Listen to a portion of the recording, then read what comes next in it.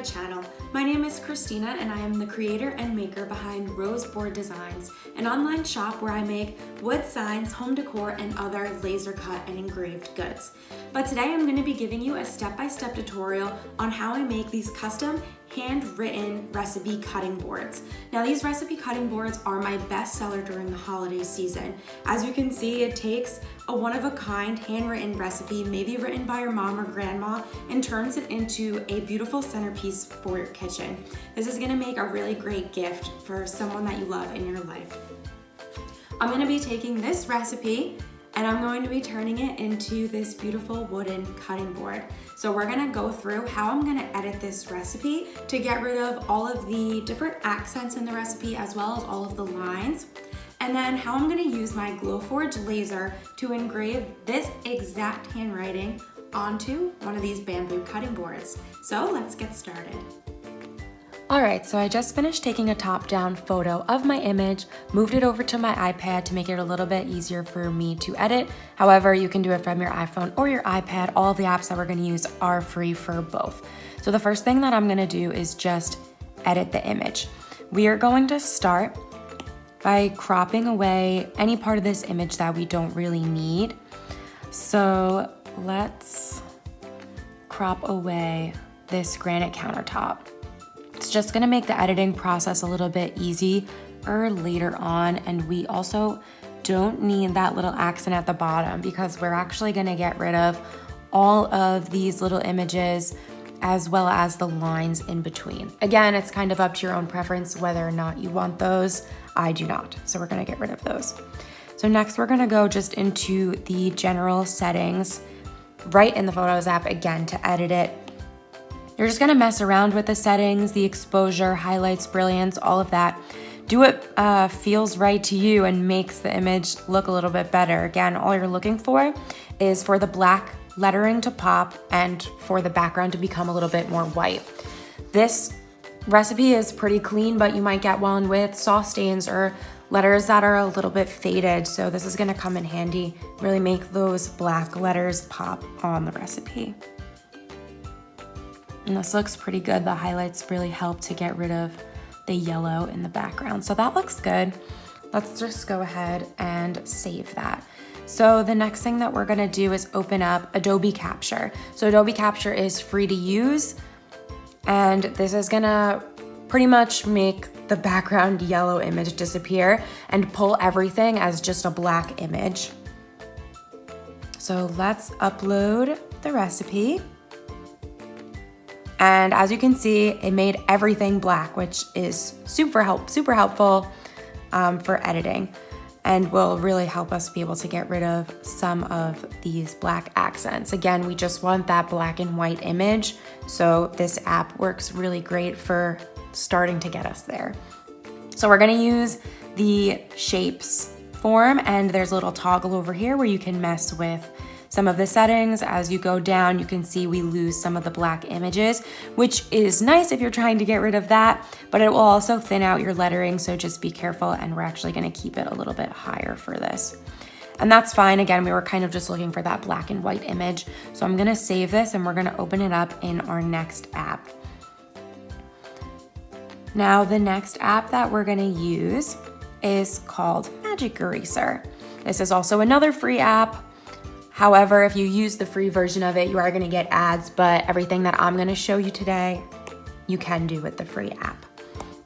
So we're gonna open this right up in Magic Eraser, and essentially what Magic Eraser is, it's just gonna get rid of the black image. I've been using this app for a long time to get rid of backgrounds, so it'll help make certain images transparent if that's what you're looking for. However, we don't necessarily need a transparent image for this. Black and white background is fine. So this magic wand right here is going to automatically get rid of all of the white background, and it's gonna turn it into that checkerboard. Now the checkerboard, as you can see, is really hard to work with when you're working with black lettering. So we're gonna go over to this eyeball and it's gonna turn the background red this time. This is gonna make it a lot easier to work with.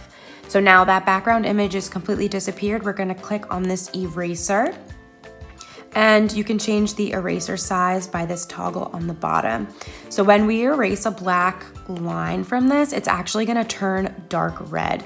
So this is gonna be super helpful because you're gonna be able to see exactly what you're erasing really easily because it's gonna be so dark.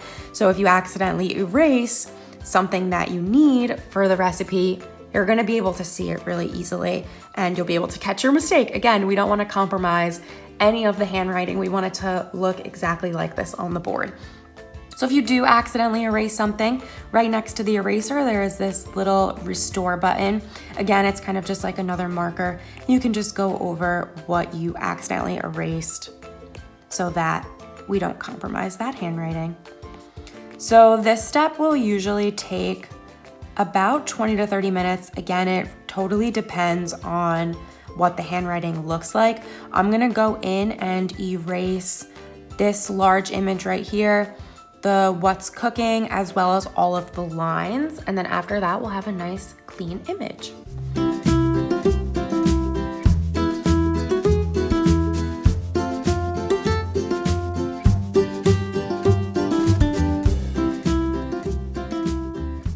Okay, so now that we're done editing, we are going to save it. You have two images that you can save it as. You can save it with a white background or a transparent background. Some people might like to do the transparent background because then they can just upload that file right into the Glowforge app so that they can laser that file right on. However, I'm actually gonna do this white background. I'm gonna take another close look at it, make sure I didn't leave any lines in there by accident, because what we're gonna do instead of uploading the file into the Glowforge app, we're actually going to print this on a piece of paper. So now that you printed your recipe, it should look something like this, just the handwriting that we edited on the white piece of paper. We're gonna go over onto the Glowforge app and we're gonna use the trace feature. So to trace your image, all you're going to do is place your printed out photo into the bed of the Glowforge. From there on the app, it's going to scan this, take a picture of it, and then we're going to be able to capture the words right from it. So here's an image of our bed. We're gonna go to the plus button, we're gonna hit trace, and from there we're gonna draw a text box around the words that we want the Glowforge to trace. The Glowforge is gonna find the black lettering and just take that image. Then we can place that image directly back into our bed. I'm gonna remove this piece of paper and put the cutting board in so that we can put that image onto the cutting board. So I just finished capturing the handwriting. I'm gonna remove this piece of paper and I'm going to put in my cutting board. I am using this bamboo cutting board. It is probably just over a 1/4 inch thick. So when I put this in, I actually don't have to remove my crumb tray. So the cutting board is in the bed. I'm going to set this to engrave. And the settings I use are speed 1000 and power 90. I'm then just gonna play around with the placement, make sure it's straight and looks good on the cutting board. So we're all ready to go. We're gonna hit the magic blue glowing button to start this engrave. It's going to take about 20 minutes and I'll speed it up for you guys because this is really my favorite part, is watching the time-lapse video of it engraving because it is magic. So I'll speed it up and you'll see what it looks like after.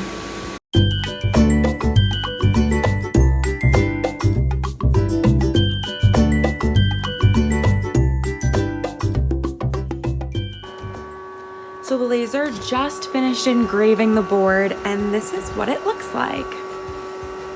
So after you engrave, you might notice that you sometimes get a little bit of a sticky residue, and that's okay. We're actually gonna give this a quick wash with some soap and water, and that's gonna take all of that right off. I've also heard of people using vinegar before, so you'll be able to get rid of that sticky residue as well as any char that might have happened during the laser engrave. So I just finished washing the board and the sticky residue is all gone. So what I'm going to do now is soak it in some food grade mineral oil. This is going to preserve the board and keep it in the best condition. I'm gonna leave it on for a few hours and let it really soak in there. You could also leave it on overnight. Now, if you actually plan on using this board, whether it's as an actual cutting board or as a serving platter, I do recommend soaking it in mineral oil every few months. It'll just help it stay fresh for the longest amount of time and keep it looking nice.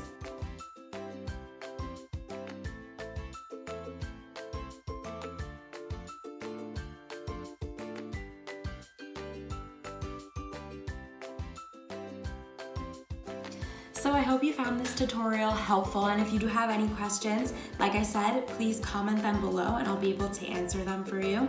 Please don't forget to subscribe to my channel. I hope to be giving you guys more DIYs, whether it's just learning how to be a little bit more confident with power tools, as well as other things that you can do with your Glowforge laser. So I hope you guys follow along with me, and I'll see you very soon.